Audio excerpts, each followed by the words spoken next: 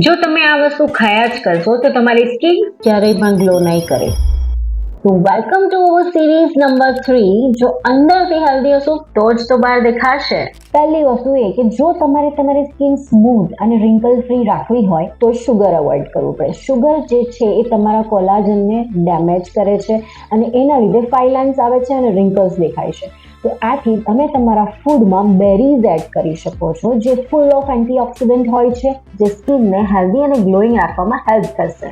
Second, clear skin જોઈતી હોય તો એક્ને ફ્રી સ્કિન હોય એ ક્લિયર સ્કિન કહેવાય. તો એના માટે તમારે ફ્રાઈડ ફૂડ અવોઇડ કરવું પડે. ફ્રાઈડ ફૂડ તમારા જે સ્કિનમાં છે એ ઓઇલ સિક્રેશન વધારે છે, પોર્સને ક્લોગ કરે છે અને એક્ને પ્રોડ્યુસ કરે છે.